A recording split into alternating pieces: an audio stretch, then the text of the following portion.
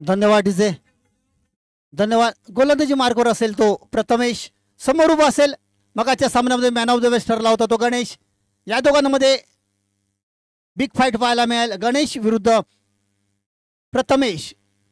आता अर्थातच प्रथमेश म्हणजेच गणपतीचं नाव आणि गणेश म्हटलं तरी गणपतीचं नाव. यावेळेला निर्धाव चेंडूची सांगता होतीये. पहिला चेंडू डॉट येतोय, अक्रॉस द लाईन खेळण्याचा प्रयत्न होता, मिड विकेट आणि स्क्वेअर लेगच्या रिजनमध्ये खेळण्याचा प्रयत्न, अयशस्वी प्रयत्न पाहायला मिळाला. निर्धाव चेंडूची सांगता पाहायला मिळते. पपनच्या माध्यमातून गणेशाला काहीतरी कानमंत्र दिला जातोय, सल्ला दिला जातोय. आयुष्यात सल्ला देणं सल्ला घेणं महत्वाचा असतो, सल्लागार महत्वाचा असतो, जीवन असो की क्रिकेट. मित्रांनो पुन्हा एकदा सुरेख फटका पाहायला मिळाला. कव्हरच्या दिशेने चेंडू जातोय, लॉंग ऑफचा क्षेत्ररक्षण थोडंसं फ्लंबल झालाय आणि चेंडू जातोय सीमारेषेच्या जवळ. दरम्यान 2 धावा येत आहेत. 2 धावेवर संघाची धावसंख्या पाहायला मिळते ती 6 धावा 1 आघाडीच्या मोबदल्यात. पुन्हा एकदा प्रथमेश सज्ज असेल गोलंदाजी मार्कवर, समोर उभा असेल गणेश. छटपलेटचा चेंडू होता, यावेळेला पाहूया प्रॉपर टायमिंग झाले का. मात्र मिड विकेटच्या रिजन मध्ये Ganesh back to the dugout होतोय. दुसरा गडी बाद होतोय तो. धामापूर संघाचा धावसंख्या आहे ती 6 धावा 2 गडी बाद. ऐकूया मधुर संगीत.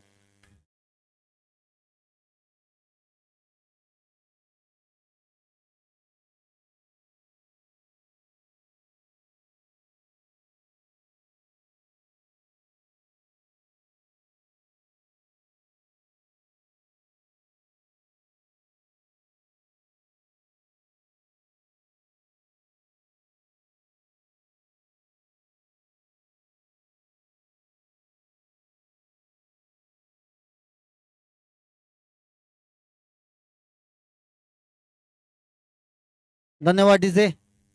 नवीन बॅटर मैदानामध्ये पावलं टाकताना दिसतोय तो सचिन. सचिन आणि पप्पन ही जोडी मैदानाच्या आतमध्ये असेल. गोलंदाजी मार्फत गोलंदाज पुन्हा एकदा यशस्वी गोलंदाज, ज्यानं मगाच्या सामन्यामध्ये चांगली फलंदाजी केली होती, आताच्या सामन्यामध्ये सुद्धा चांगली फलंदाजी पाहायला मिळाली होती. तोच या ठिकाणी प्रथमेश सज्ज असेल सचिनसाठी. यावेळेला स्टेप आउट खेळण्याचा प्रयत्न पाहूया. प्रॉपर टायमिंग झाले का. संकल्पच्या माध्यमातून लॉंगॉनच्या क्षेत्रामध्ये झेलबाद होतोय. सचिन बॅक टू डगआउट होतोय, गोल्डन डकचा शिकार होतोय. ऐकूया मधुर संगीत.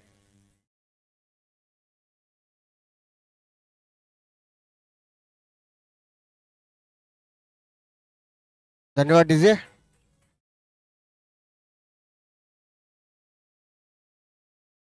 हॅलो हॅलो, धन्यवाद डीजे. सामना चालू जो आहे ते जर आपण पूर्णपणे विचार केलात की आपल्याला लक्ष गाठायचं आहे आणि जर त्या लक्ष्याचा जर आपण पाठपुरावा करत असेल तर एखाद्या खेळाडूवरती आपण जी जबाबदारी दिली ती जबाबदारी आपण पूर्ण पार पाडली पाहिजे. आत्ता जी विकेट गेली ती खरोखरच गरज होती का. कारण की एखादी विकेट गेल्यानंतर आपण ज्या संघनायकाने आपल्याला जी जबाबदारी दिली तर त्या फटक्याने त्या हिशोबाने खेळणं हे खरोखरच गरज होती. 47 धावांचं लक्ष आहे. पुढील चेंडू पुन्हा एकदा पुढील गोलंदाजी पंचांच्या डाव्या हाताने या ठिकाणी मारा करतोय.